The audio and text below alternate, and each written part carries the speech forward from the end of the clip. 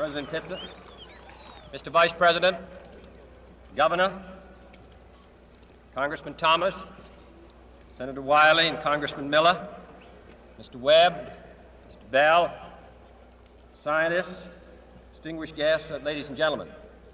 I appreciate your President having made me an honorary visiting professor, and I will assure you that my first lecture will be very brief. I am delighted to be here, and I'm particularly delighted to be here on this occasion. We meet at a college noted for knowledge, in a city noted for progress, in a state noted for strength, and we stand in need of all three. For we meet in an hour of change and challenge, in a decade of hope and fear, in an age of both knowledge and ignorance. The greater our knowledge increases, the greater our ignorance unfolds. Despite the striking fact that most of the scientists that the world has ever known are alive and working today, despite the fact that this nation's own scientific manpower is doubling every 12 years in a rate of growth more than 3 times that of our population as a whole, despite that, the vast stretches of the unknown and the unanswered and the unfinished still far outstrip our collective comprehension. No man can fully grasp how far and how fast we have come. But condense, if you will, the 50,000 years of man's recorded history in a time span of but a half a century. Stated in these terms, we know very little about the first 40 years, except at the end of them, advanced man had learned to use the skins of animals to cover them. Then about 10 years ago, under this standard, man emerged from his caves to construct other kinds of shelter. Only 5 years ago, man learned to write and use a cart with wheels. Christianity began less than 2 years ago. The printing press came this year. And then less than 2 months ago, during this whole 50-year span of human history, the steam engine provided a new source of power. Newton explored the meaning of gravity. Last month, electric lights and telephones and automobiles and airplanes became available. Only last week did we develop penicillin and television and nuclear power. And now, if America's new spacecraft succeeds in reaching Venus, we will have literally reached the stars before midnight tonight. This is a breathtaking pace, and such a pace cannot help but create new ills as it dispels old. New ignorance, new problems, new dangers. Surely the opening vistas of space promise high costs and hardships, as well as high reward. So it is not surprising that some would have us stay where we are a little longer, to rest, to wait. But this city of Houston, this state of Texas, this country of the United States was not built by those who waited and rested and wished to look behind them.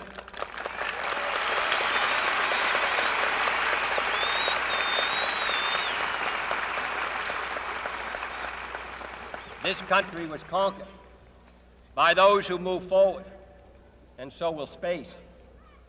William Bradford, speaking in 1630 of the founding of the Plymouth Bay Colony, said that all great and honorable actions are accompanied with great difficulties, and both must be enterprised and overcome with answerable courage.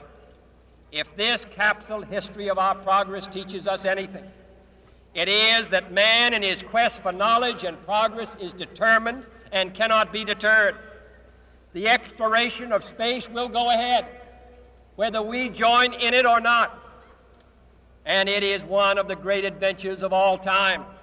And no nation which expects to be the leader of other nations can expect to stay behind. in this race for space.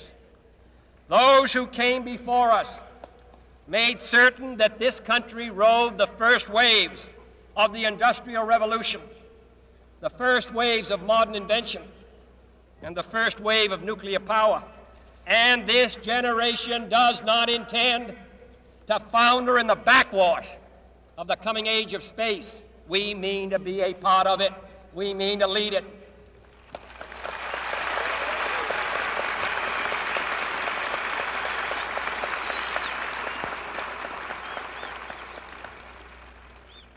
For the eyes of the world now look into space, to the moon and to the planets beyond. And we have vowed that we shall not see it governed by a hostile flag of conquest, but by a banner of freedom and peace. We have vowed that we shall not see space filled with weapons of mass destruction, but with instruments of knowledge and understanding. Yet the vows of this nation can only be fulfilled if we in this nation are first, and therefore we intend to be first.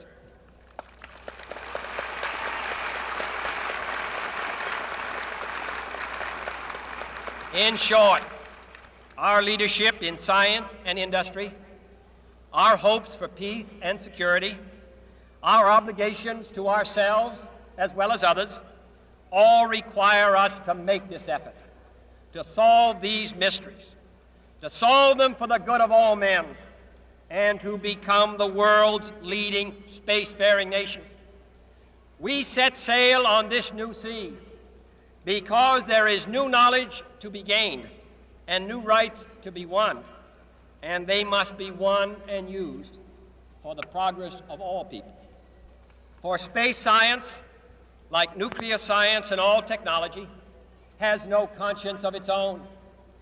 Whether it will become a force for good or ill depends on man.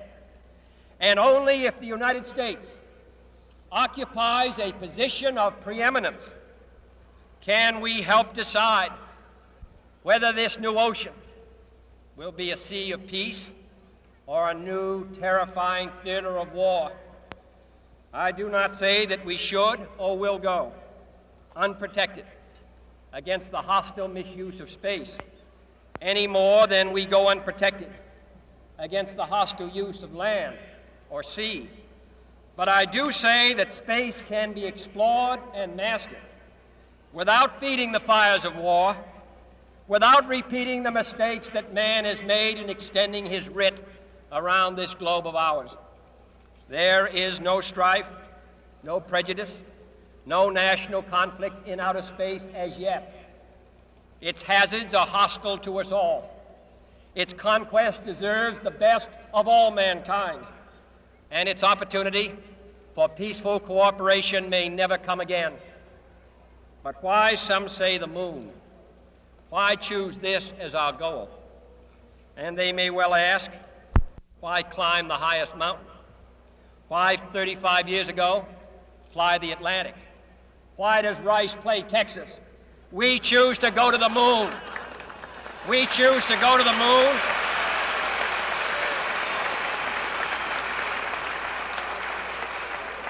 We choose to go to the moon in this decade and do the other things, not because they are easy, but because they are hard.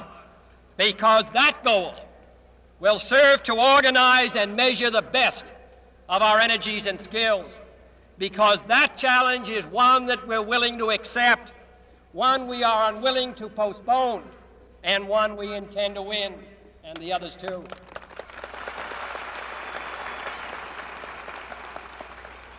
It is for these reasons that I regard the decision last year to shift our efforts in space from low to high gear as among the most important decisions that will be made during my incumbency in the office of the presidency.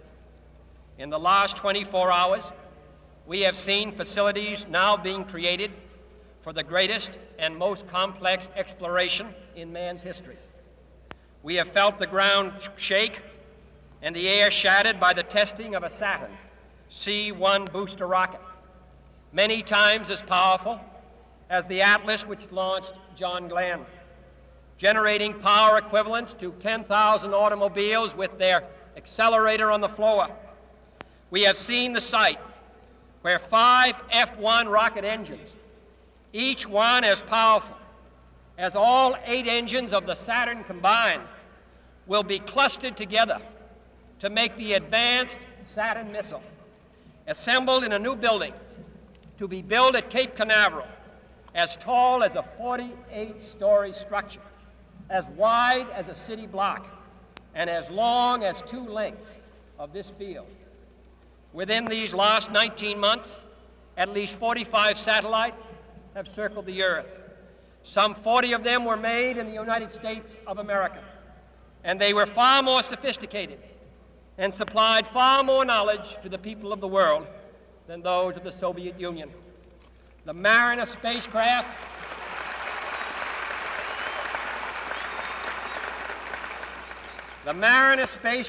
now on its way to Venus, is the most intricate instrument in the history of space science.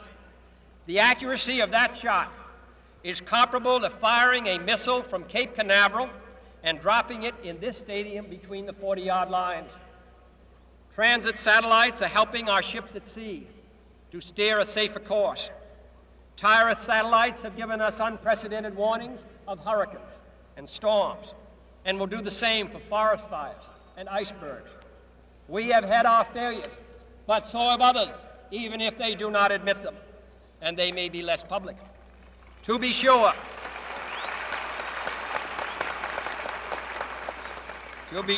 we are behind, and will be behind for some time in manned flight. But we do not intend to stay behind, and in this decade we shall make up and move ahead.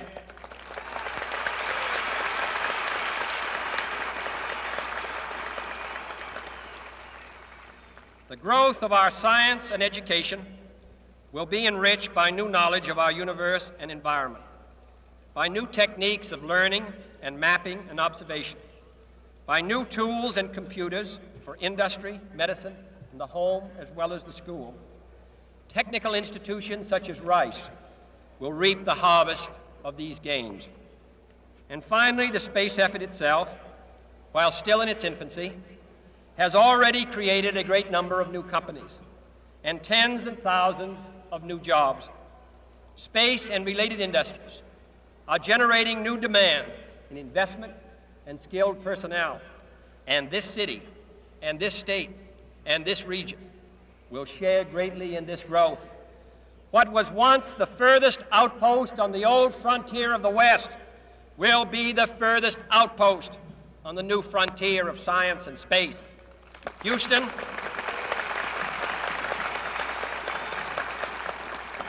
your city of Houston, with its manned spacecraft center, will become the heart of a large scientific and engineering community. During the next 5 years, the National Aeronautic and Space Administration expects to double the number of scientists and engineers in this area, to increase its outlays for salaries and expenses to $60 million a year, to invest some $200 million in plant and laboratory facilities, and to direct or contract for new space efforts over $1 billion from this center in this city. To be sure, all